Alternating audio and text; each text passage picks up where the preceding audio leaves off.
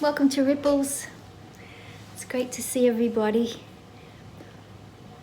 I know I say those words every day, but it's the absolute truth. It really is. It's the highlight of the day for me. So there was a question from Pamela. Pamela's here. So a couple of days ago we were talking about, or I mentioned, vaporizing of phlegm. And Pamela says, and how does the heart vaporize phlegm? Through the consciousness of the Shen.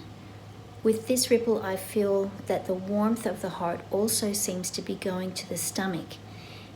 Is the channel that runs from the stomach to the heart a two-way street? I can't seem to find an illustration of this back gate channel from the stomach to the heart either, except perhaps the great low of the stomach. Thanks for elucidating. You know, now that I'm reading this carefully, there's a part of the question that I didn't think about.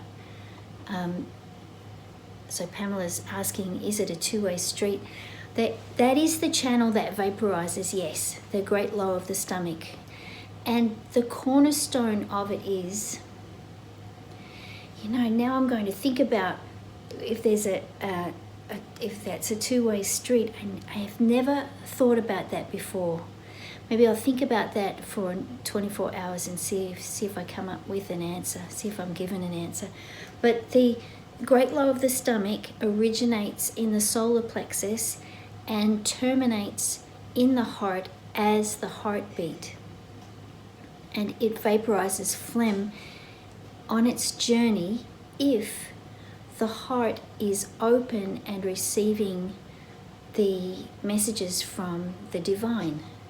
So our gut instinct, which, you know, if we are able to operate from gut instinct instead of from the mind, we can't make any errors. Not only can we not make any errors, but we can't see anything wrong with any moment, with any person, with any situation. If we are utterly in tune with the gut, everything is in its perfect place at the perfect time. Everything and everyone. And this calm, and I'm talking theoretically because I'm a very, very long way from having this as a constant state, although that is the purpose of meditation, is to teach that as a constant state.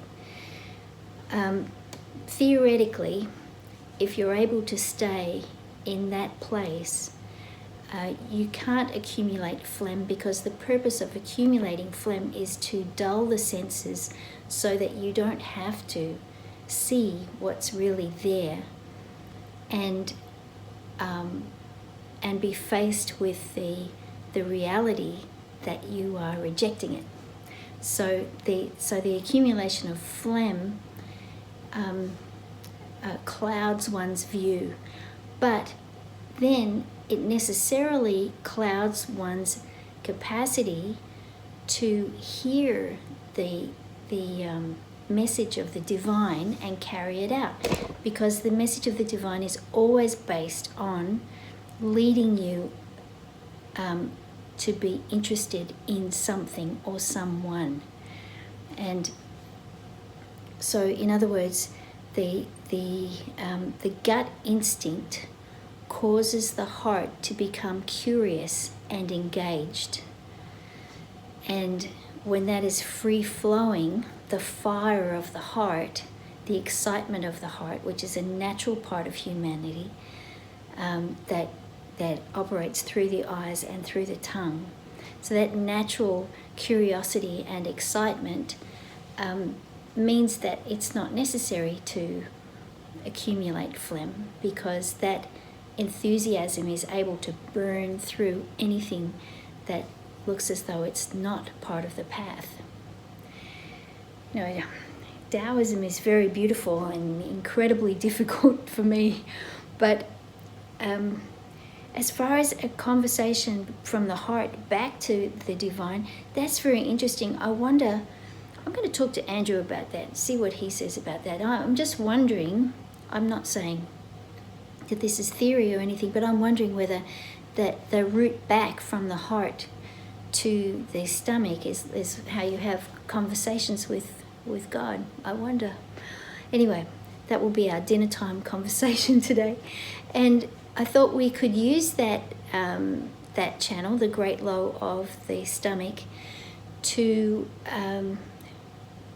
move the populace, the ripple that we'd be putting into humanity today, or the ripple that goes through humanity from our meditation today, would be one of moving closer to embracing all as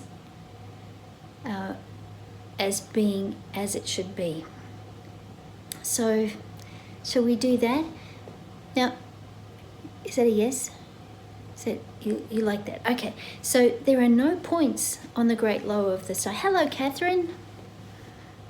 Hello.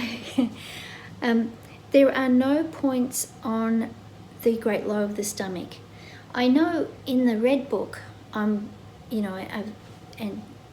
written down what I was taught by Dr. Yuan, that, if you had to put a point on it, you would call it maybe Ren 12 and maybe liver 14, but these are just vague approximations. It's the entire solar plexus region and the heartbeat itself. The heartbeat is almost like a representation of the Shen itself, because remember, the entire heart that you can weigh on a scale, that heart, the heart muscle, is really the pericardium, and the true heart is the spirit. So when they say the heart beat, they mean the spirit. They don't mean the actual flesh of the heart. It's not flesh, but the actual muscle of the heart. I guess it is flesh in a way. So, all right, I'm talking too much again. So, no points. So you would have your hand over solar plexus and hand over heartbeat, and the connection would be a cultivation of the movement of spirit from solar plexus into heart. Okay, so shall we get to work? Great, thanks for being here. All right.